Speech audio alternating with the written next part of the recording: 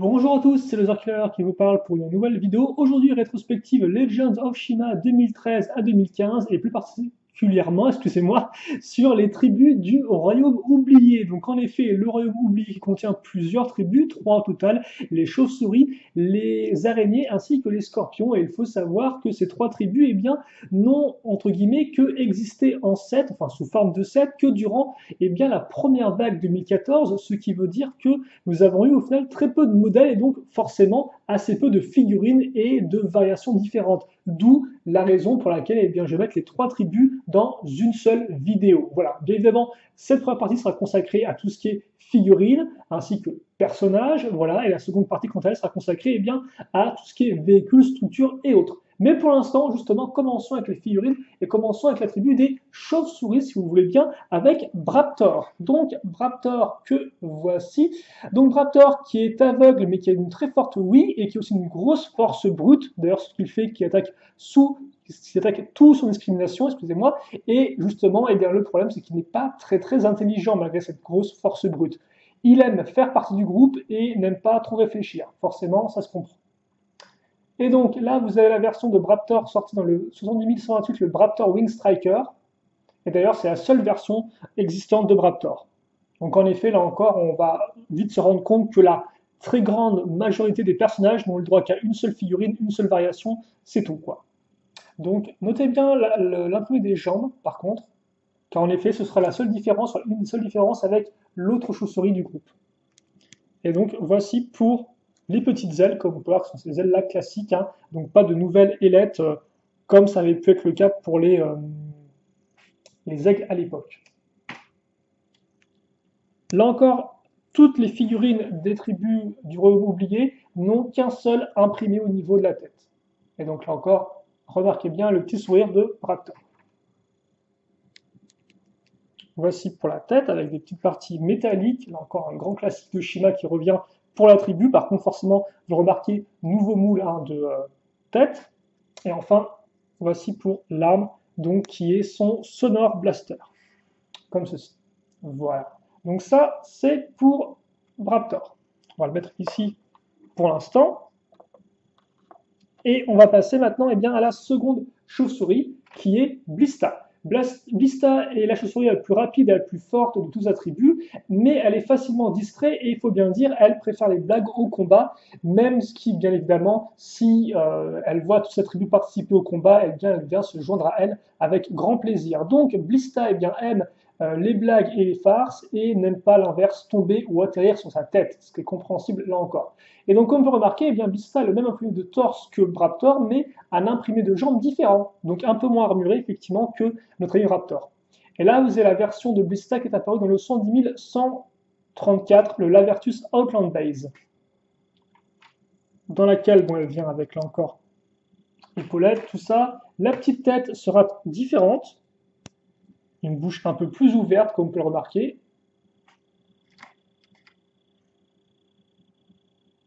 Voilà. Et voici pour la partie supérieure de la tête, comme ceci. Et donc en termes d'armes, là, Blista viendra avec le Spycore, qui est une sorte, là encore, un peu d'arme avec des pointes. Et comme quoi, ça fait deux fois qu'on a une sorte d'arme à feu, alors par contre, hop là, on va renforcer un peu plus celui-ci. Voilà. Donc ça, c'est pour notre ami Blista. Et Blista, donc, qui a eu le droit à une seconde variation, qui était celle trouvable dans le 110137, le Bat Strike, donc un modèle Speedors, et donc modèle similaire en tout point, si ce n'est au niveau des armes, là encore. Donc d'un côté, eh bien, vous aurez alors ça s'appelle, là encore, il y a deux noms différents selon si vous regardez sur la carte à jouer ou si vous regardez dans l'encyclopédie des personnages Ninjago, n'importe quoi, dans les personnages Shima, excusez-moi, trompé de thème. Et donc, cette arme-là énergisée au Chi, c'est soit la Sonoranti, soit la Night Blade, et de l'autre côté, c'est soit la Spiria, soit la Jabba. Voilà. Donc là encore, des noms qui changent selon là où vous lisez, donc je préfère vous donner les deux, histoire d'être vraiment le plus complet possible. Alors par contre, on va faire en sorte que ces lances, ces armes soient toutes droites, mettre les ailes comme ceci. Voilà. Et donc, et bien là, vous avez notre tribu de chauves-souris au complet. Avec juste, eh bien, 3 personnages. Par contre, comme ceci. Voilà. Maintenant, il est temps donc de passer, eh bien, alors, je vais peut-être juste le mettre de côté.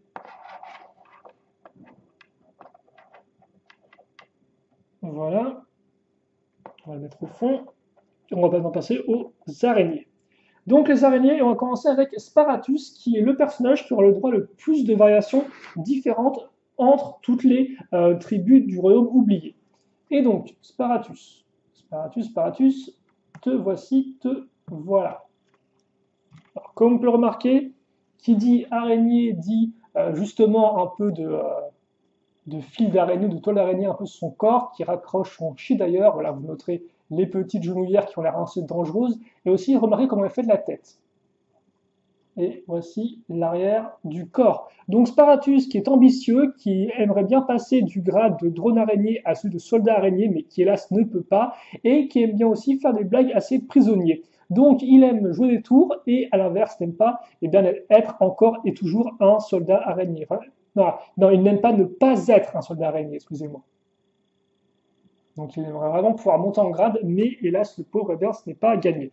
Là, vous avez la version de Sparatus apparue dans le 30 263, le Spider Crawler. Ce qui explique qu'il n'a qu'un seul cristal de chi, car en effet, c'est un modèle promotionnel, donc souvent pas vraiment d'arme à part entière. Alors, par contre, je suis en train de me rendre compte que là, comme ceci, pour la tête.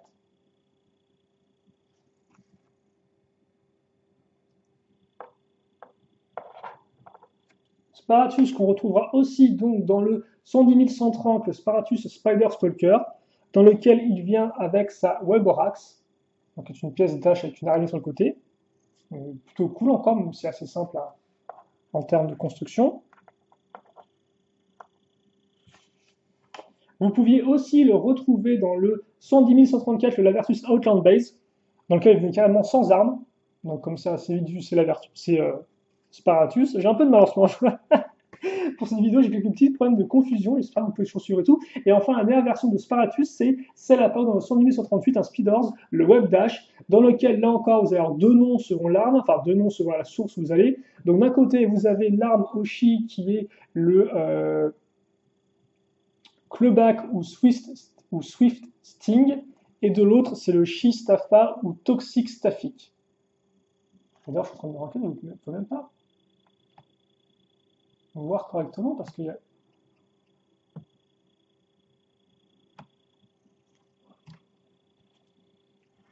Je vais essayer de vous montrer ça au mieux là. Je pense que là, ça devrait être mieux pour vous pour voir. Parce que sinon, c'est un peu trop compliqué avec le grand soleil qu'il y a derrière. Voilà donc pour les 4 variations de Sparatus. On passe maintenant à Sparacon, qui est un chef soldat araignée, qui est froid calculateur, intelligent et inventif. Et d'ailleurs, il a inventé de nombreuses armes pour la tribu des araignées. Il cache bien son jeu et ne montre jamais aucune trace d'amitié. Il aime donc bien garder la tête froide et n'aime pas montrer ses émotions, vous l'aurez compris. Et donc, comme on peut remarquer, lui a un torse un peu plus impressionnant que le chi qui est mis au milieu. Là encore, les petites genouillères qui font un peu peur à voir. Et voici donc pour l'arrière du personnage. Comme c'est un général, il aura le droit à des pattes en plus. Et c'est justement ce qu'aimerait bien avoir Sparatus, ce sont ces fameuses pattes en plus à l'arrière, comme vous pouvez le voir. Comme ceci. Et par contre, au niveau de la tête, eh bien, vous remarquerez que c'est la même que celle de Sparatus, mais avec une nouvelle couleur un peu vert foncé. Mais sinon, elle est identique en tout point. Et enfin, le haut aussi, la partie supérieure est identique, mais de couleurs différentes. Et vous remarquez les petits points qui font office d'yeux, forcément, afin de faire les autres yeux de l'araignée. Et donc ça, c'est la version de Sparacon qui vient dans le 110 le Rogon Rockfinger, et il vient avec son arme qui est le Carapace Blaster. Et d'ailleurs, pensez à une araignée, comme vous pouvez le voir, avec les sortes de différentes pattes ici et là. Et je n'invente rien, c'était ce qui était expliqué dans l'encyclopédie encore des personnages. Voilà, comme ceci. Et donc Sparacon qui n'apparaîtra nulle part ailleurs si ce n'est dans ce modèle-là.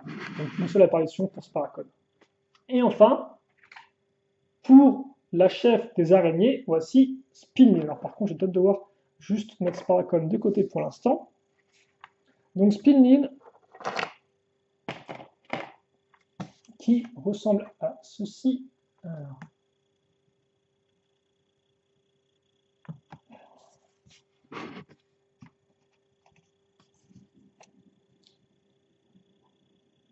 donc Spinline, qui est plus investi pour se faire balle que pour aller au combat. Hein, voilà. Il faut savoir qu'en effet, elle pense que le chi la rendra plus belle, et aussi elle est toujours concernée par sa beauté à tel point qu'elle ne part pas au combat sans s'être maquillée avant. Donc vous l'avez compris, Spinline est une araignée très très très vaine, et elle aime beaucoup forcément les miroirs, et à l'inverse n'aime pas avoir les crocs en pétard. Donc c'est un peu comme pour les cheveux en pétard, mais pour une araignée. Donc sans vous dire, elle préfère bien commencer sa journée. Donc voici pour notre reine des araignées, et comme on peut remarquer, elle n'a pas de jambes traditionnelles, elle a carrément une sorte de corps d'araignée avec des grosses pattes qui font mal, et même un abdomen qui d'ailleurs contient une petite araignée rouge, comme quoi elle doit être prête à pondre, je pense, notre amie Spinline. Voilà, comme ceci. Et donc, bien sûr, là, elle n'est pas complète, car il manque la partie supérieure de sa tête. Avant, peut-être, je vous montre l'arrière, et comme on peut le voir, je pense que c'est le seul personnage araignée à avoir justement des bouts d'armure métallisés, même si c'est plus une sorte de collier, une sorte de décoration à ce niveau-là. Et donc, voici pour la tête avec des accents de doré qui rendent plutôt bien. Vous m'excuserez si ça flash un peu au niveau du blanc, mais c'est vrai que c'est un peu compliqué de vous montrer ça avec une bonne luminosité, d'où cette espèce de flash un peu aveuglant. Mais le problème, c'est que les figurines sont de couleur noire. Et par contre, j'ai quand même failli oublier, mais elle a cette arme-là qui porte le doux nom de Web Staffa. Et donc ça, elle apparaît uniquement, notre ami Spinline. Attendez 2 secondes, parce que je suis en train de me rendre compte que là, c'est vraiment très violent en termes de lumière. Le Web Staffa, donc, qui apparaît dans le son du 1133, Spinline Caverne. Et c'est d'ailleurs le seul modèle dans lequel elle apparaît, parce que Spinline ne revient nulle part ailleurs que dans ce modèle-là. Voilà.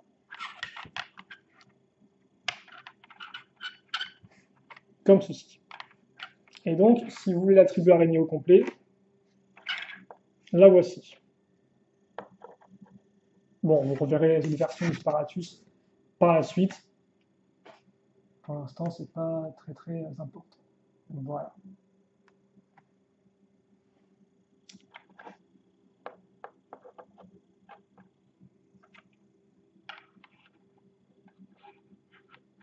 Comme ceci.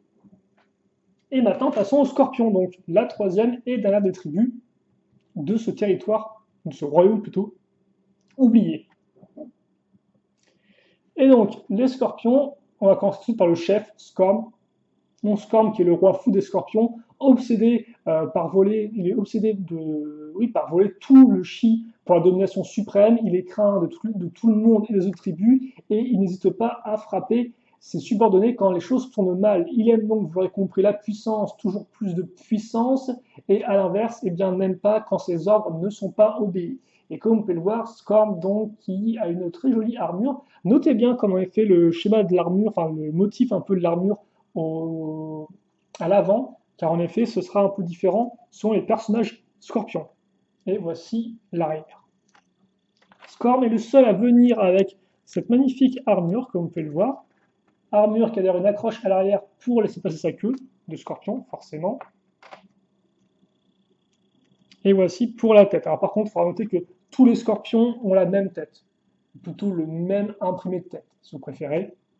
Par contre, l'élément supérieur de la tête, lui, sera différent à chaque fois. Alors non pas en termes de moule, mais en termes de couleur, forcément, et d'imprimé.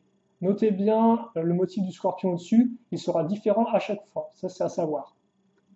Et donc, Scorm apparaît uniquement dans le son 1132, le Scorm Scorpion Stinger, avec 2 corrodeurs, ou corrodors, devrais-je dire, qui sont ces sortes de grosses armes, comme on peut le voir, qu'il a en double.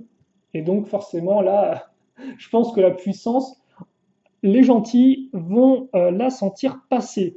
Donc voilà pour notre ami Scorm, le chef des scorpions, qui visiblement veut gagner à tout prix. On passe maintenant à Scooter, qui est un scorpion piétineur, ce qui veut dire qu'il est fort et puissant, mais forcément pas très très futé, hein, comme ça arrive souvent dans Shima. Son dard peut aussi projeter du liquide toxique, et ce sont le type de personnages qui exécutent les menaces de Scorn. Il aime donc bien attaquer les ennemis, et à l'inverse, perdre des batailles. Donc là, vous voyez qu'on suit le Scooter, et avant tout là, pour suivre les ordres, et c'est à peu près tout. Vous remarquez que la tête est similaire à celle qu'on a vue juste auparavant. Voici pour l'armure avant et arrière, et là encore, un peu à la façon de Spinlin, Scooter a une sorte de corps customisé, ou plutôt de jambes custom, comme on peut avoir fait de plein de petites pièces Lego, avec le fameux dard à l'arrière qui lance du liquide toxique. Et donc, si Scorn était de couleur blanche et dorée, lui sera de couleur de blanche, noire et dorée, lui sera de couleur noire et métal foncé, comme on peut remarquer. Et vous verrez aussi la petite différence au niveau de l'imprimé, là encore, avec une sorte de scorpion à deux queues, et même les pattes en fait à l'avant sont un peu différentes, donc c'est vraiment très bien fait, c'est un petit détail, je pense, qui mérite qu'on le souligne. Et Scooter a décidé de tomber en miettes sous vos petits yeux, ébahis visiblement. Ok, plus qu'un scorpion, et donc ce sera le troisième et dernier justement, il s'agit de Scolder. Et aussi, je vous le précise, mais Scooter apparaît uniquement dans le 110129, le Lavertus Twin Blade, avec son Sting Hammer. Là encore, j'ai oublié, j'étais visiblement pressé d'aller au troisième scorpion. Comme ceci, voilà pour son arme. Et donc, Scolder, qui est intelligent, qui a un instinct de combat poussé et qui supporte Scorn tant bien que mal, même si justement il le supporte. Pourquoi? Eh bien parce qu'il attend que Scorn fasse un faux pas, ne devienne juste complètement fou, afin de prendre sa place. Voilà. Il aime bien donc trouver une solution à ses problèmes par la réflexion, et à l'inverse, il déteste, il n'aime pas du tout être frappé par Scorn. Voilà. Regardez comme l'armure est différente, même si on reprend un peu les mêmes éléments de motif. Par contre, les jambes, là aussi, sont différentes, avec le petit point de similarité ici et là. Voilà pour l'arrière. Et là encore, on est là dans du noir et du argenté, avec un imprimé différent au-dessus. Et en tant qu'arme, eh bien, notre ami Scolder apparaît uniquement dans un set Speeders, le 110140, le Stinger Duel, dans lequel il vient avec un Scriptar ou Shivenomore, là encore, sur la source où vous regardez le nom, et enfin avec un Strike ou un Venomore. Voilà, donc c'est juste un bâton tout simple en fait, hein, mais il a des noms rigolos, donc pourquoi pas. Pourquoi pas. Et voici pour nos scorpions au complet. Et là par contre, il n'y a aucun personnage qui a le droit à deux figurines, hein, comme vous pouvez remarquer. Ils sont tous uniques à leur modèle respectif, et puis si vous les voulez, il faudra vous les procurer, et puis c'est tout, quoi. Comme ceci. Voilà. Et donc justement, et bien maintenant, nous avons fait le tour de tous ces personnages pour les tribus des royaumes oubliés. Donc je vais mettre les scorpions avec le reste. Et donc ça fait en tout, comme vous avez pu peut-être le compter ou pas, 8 personnages uniques, mais pas beaucoup de variations.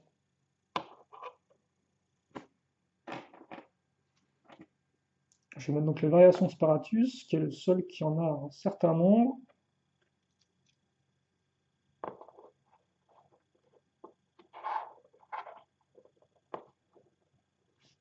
Voilà.